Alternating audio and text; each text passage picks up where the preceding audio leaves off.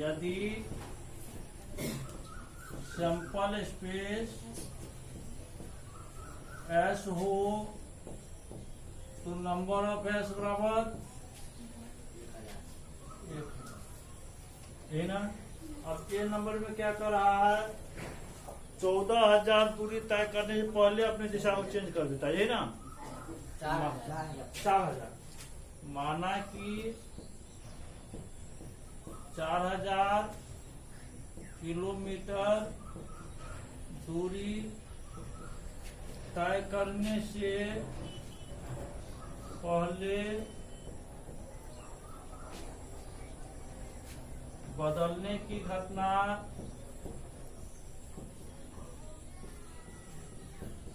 ये हो तो नंबर ऑफ यू बराबर कितना, तो 4,000 दूरी तय किलोमीटर मतलब 4,000 किलोमीटर दूरी तय करने पहले अपना रास्ता बदल दिया है, तो उससे पहले कितना है 4,000 से कम है तो कितना हो गया 20। इसीलिए P बराबर कितना होगा NE बट्टा 20 बट्टा कितना 4,000, 4,000 नहीं 1,000, 2 बट्टा 1 बट्टा। बी में क्या कर रहा है,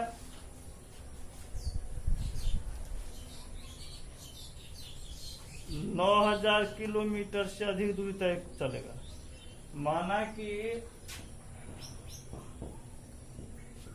9,000 किलोमीटर दूरी से अधिक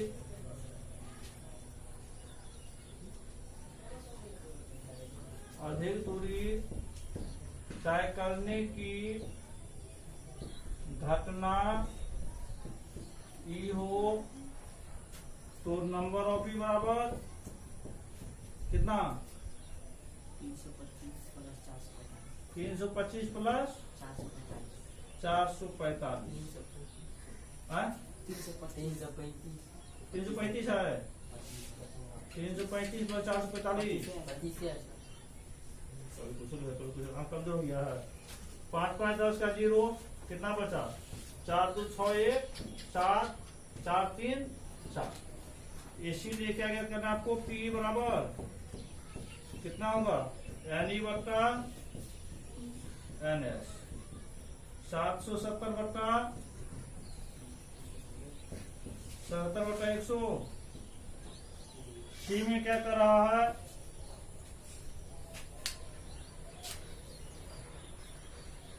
4,000 किलोमीटर और 1,400 किलोमीटर के बीच 4,000 और 14,000। माना कि 4,000 किलोमीटर और 14,000 है ना, 14,000 किलोमीटर के बीच दूरी तय करने की घटना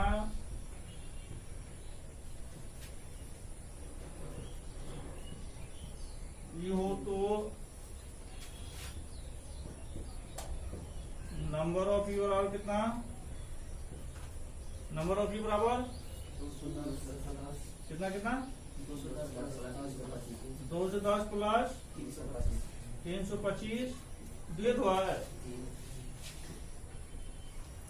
सर। हाँ 210 प्लस 325 बराबर कितना 535। इसीलिए P बराबर कितना NE बट्टा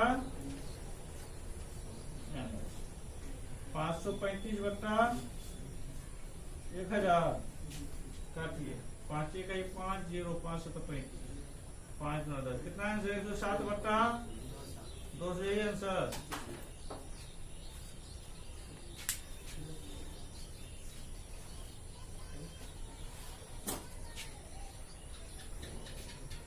तो 16 नंबर सॉल्व करो तो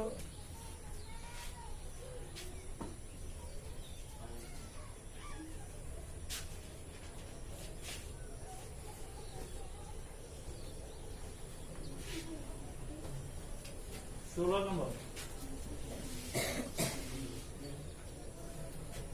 कह रहा है एक व्यक्ति 250 बातों में से 175 बार सत्य बोलता है। टोटल बात कितना है? 250। यदि सैंपल स्पेस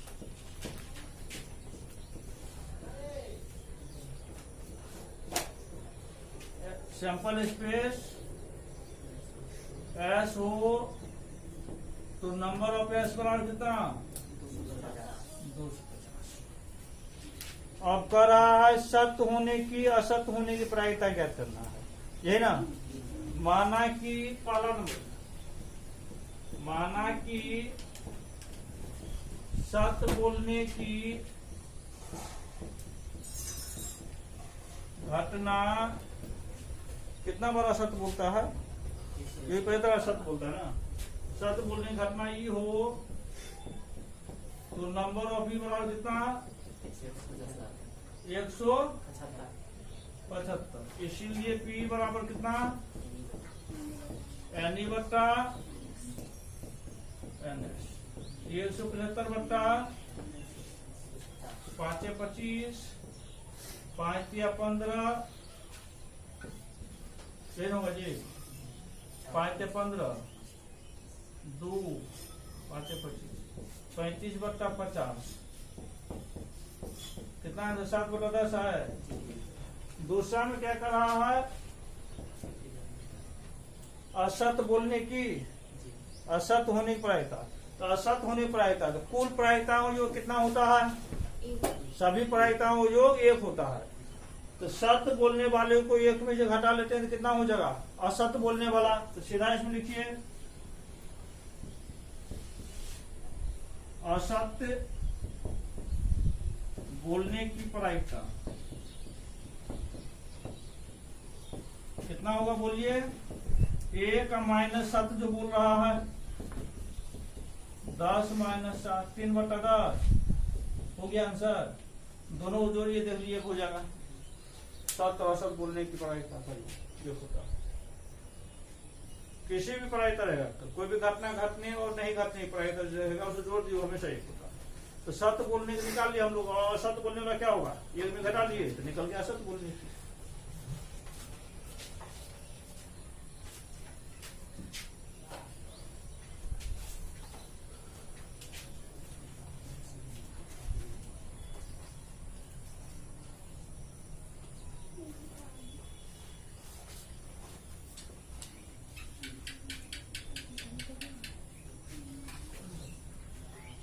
कौन सी हिसाब करना था इसके बाद? नियामक ज्यामिति की। दूसरा चीज हिसाब करेगा नियामक ज्यामिति।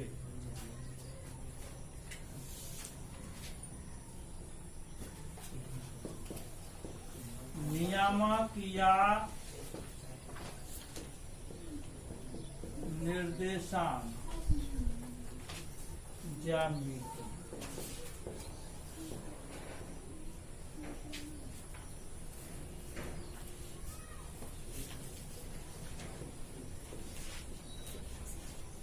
Coordinate COORDINATE coordinate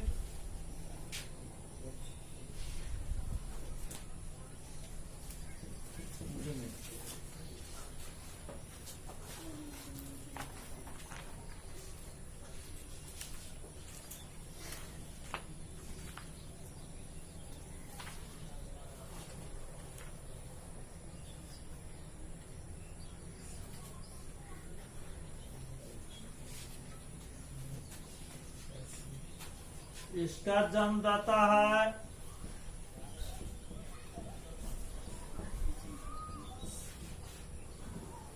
Renee देकार्ते। English हो जाएगा रेने डेकार्टिस। समझ गए? अब रेने डेकार्टिस साहब जो थे इसमें क्या खासियत था? जैसे हम लोग और सोते हैं तो हम लोग सपना नहीं देखते हैं, देखते हैं। तो कौन सी सपना देखते हैं? क्या देखते हैं? कौन चीज का? एक चीज दिमाग में नोट कर लीजिए हम लोग सोने से पहले जो चीज दिमाग में सेट करके सोते हैं वो चीज अधिकांश हम लोग सपना में देखते हैं। ऐसा फील किए हैं क्या? यदि आप पढ़ते पढ़ते सो रहे हैं तो आप सपना में भर रात पढ़ रहे हैं, समझ गए? गाना गाते सो रहे हैं तो भर रात सपना में गाने गाइएगा, समझ गए? तो स्वप्न यही चीज है। तो स्वप्न के आधार पर एक किताब लिखा रेने डेकार्टिस है, इंग्लिश होता है रेने डेकार्टिस, समझ गए? स्वप्न देखा और एक किताब लिख डाला जिसका नाम रखा नियामक ज्यामिति। इसमें हुआ क्या, साधारण ज्यामिति और बीज गणित ये दोनों का मिश्रण है, समझ गए? ज्यामिति की बात जब भी होगी तो रेखा होगा, बीज गणित की बात जब भी होगी तो एक्स वाई जेड का बात होगा।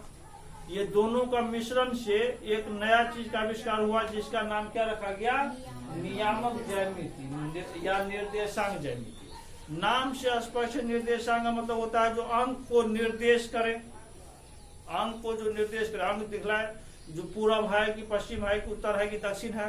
तो ये हो गया, इसी को हम लोग कहते हैं नियामक ज्यामिति। इसका दो डिफिनेशन दिखाएंगे। एक तो आपको सिंपल जिस चीज के मिश्रण से बनाया है।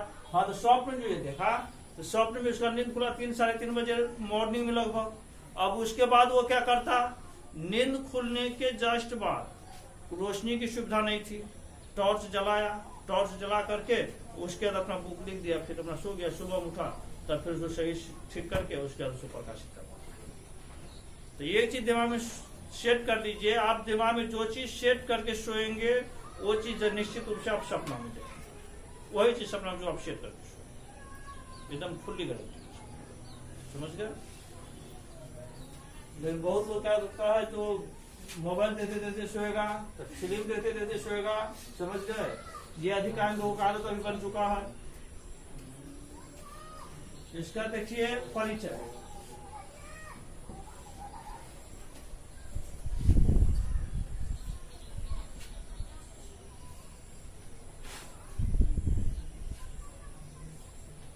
ज्यामिति और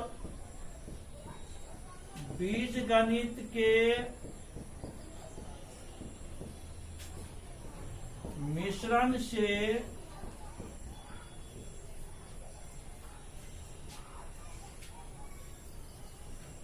ज्यामिति और बीज गणित के मिश्रण से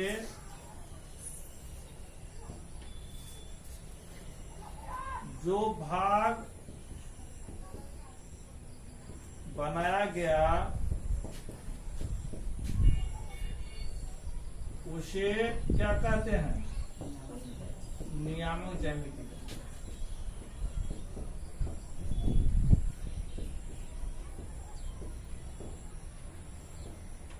ठीक है, ये ज्यामिति और बीजगणित मिश्रण से बना हुआ है, ठीक है? लेकिन अब इसका डेफिनेशन देखिए, DEFINITION डेफिनेशन। किसका डेफिनेशन? नियामक ज्यामिति का।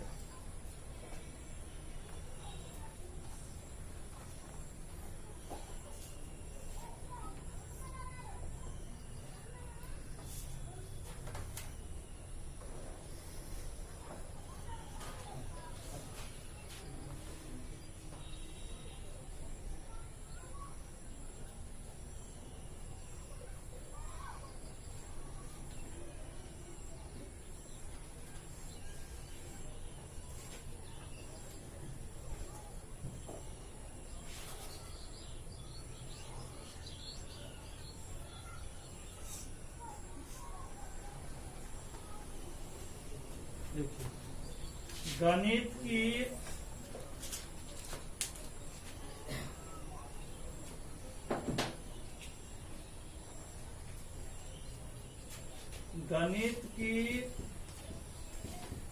वह शाखा है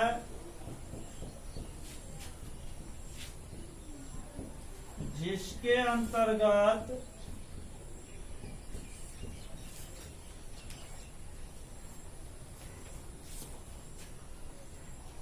तल में दो वास्तविक संख्याओं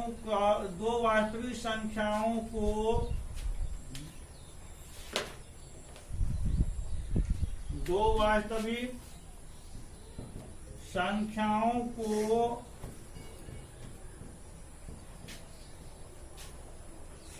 क्रमित युग्म ऑर्डर पेयर। गणित वह शाखा है जिसके अंतर्गत तल में दो वास्तविक संख्याओं को क्रमित युग्म के रूप में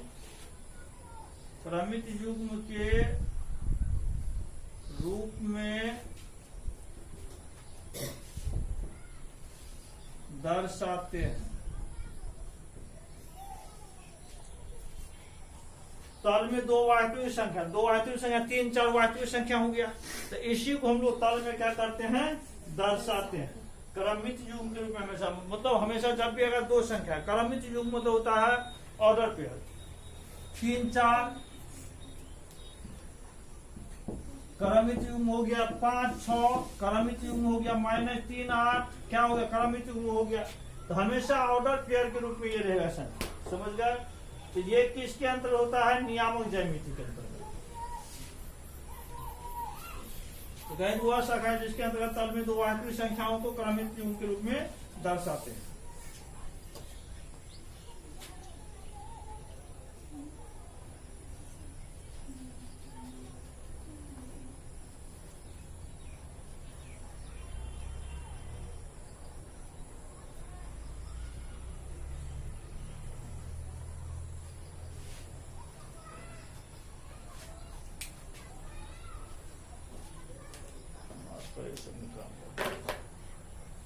निर्देशांक या नियामक,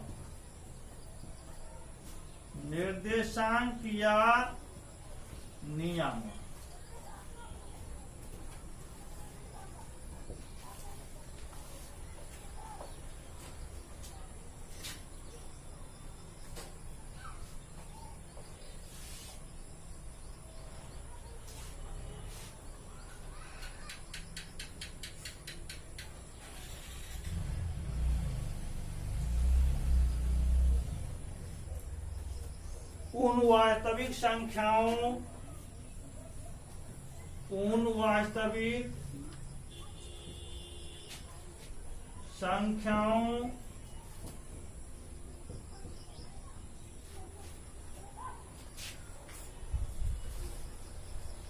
क्रमित युग्म, उन वास्तविक संख्याओं का क्रमित युग्म जिनके द्वारा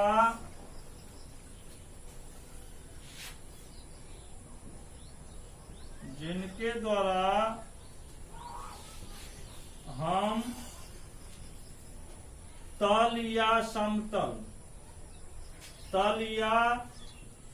समतल में बिंदु की स्थिति जानते हैं,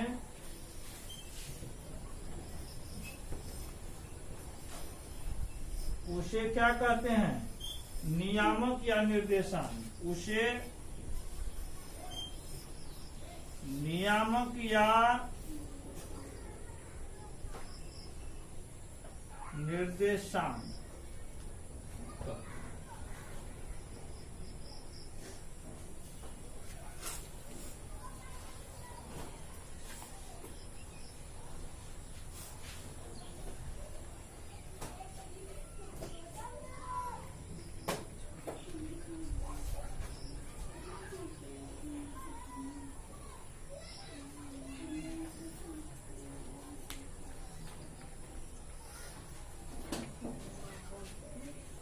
वही निर्देशांक जो हम लोग जाने, निर्देशांक या नियामक, ये दोनों एक ही होता है। तो वास्तविक संख्या जो रहेगा जिनके द्वारा हम लोग तल में बिंदु की स्थिति जानेंगे, बिंदु कहाँ कहाँ है, समझ गए। तो उसी को हम लोग कहेंगे नियामक या निर्देशांक। बाकी नियम इसका कल लिखाएंगे पूरा डिटेल, समझ गए। लिखाएंगे, सवाल बनना चालू हो जाएगा सबसे संदेही कॉग्निटिव।